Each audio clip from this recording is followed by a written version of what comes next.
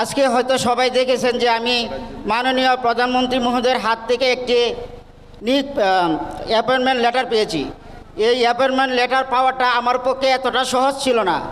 এই অ্যাপয়েন্টমেন্ট লেটারটা পাওয়ার পিছনে আমার এই কিশোরগঞ্জবাসী সবচেয়ে বেশি অবদান রেখেছেন।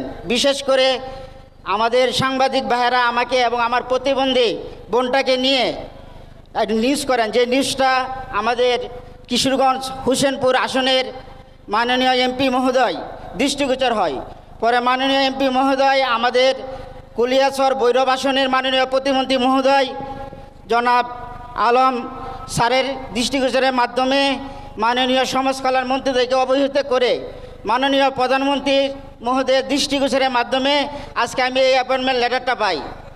আমার পরিবারে 5 জন সদস্য, এর মধ্যে আমিও শারীরিক প্রতিবন্ধী, আমার বোনটাও শারীরিক প্রতিবন্ধী, আমার বাবা হার্টের রোগী। আমার এই অ্যাপয়েন্টমেন্ট লেটার বা এই চাকরিটার পাওয়ার পেছনে সবচেয়ে বেশি যে অনুপ্রেরণা ছিল আমার মা। আমার মা আমাকে কষ্ট করে ছোটোবেলা থেকে সমাজের অনেক মানুষের অবহেলা, অবঞ্চিত এবং সমাজের লাঞ্ছনার শিকার হয়ে অনেকে বলছিল যে আমাকে লেখাপড়া করিয়ে কি হবে, ওকে পাগলা মসজিদের সামনে অথবা কিশোরগঞ্জ কোর্টের সামনে নিয়ে বসিয়ে ভিক্ষা করাও। আজকে আমি সত্যিই খুব ধন্য এবং গর্বিত যে আমি আমাদের কিশোরগঞ্জের সকলের প্রচেষ্টার মাধ্যমে মাননীয় প্রধানমন্ত্রী মহোদয়ের হাত থেকে আজকে এই অ্যাপয়েন্টমেন্ট লেটারটি পেয়েছি।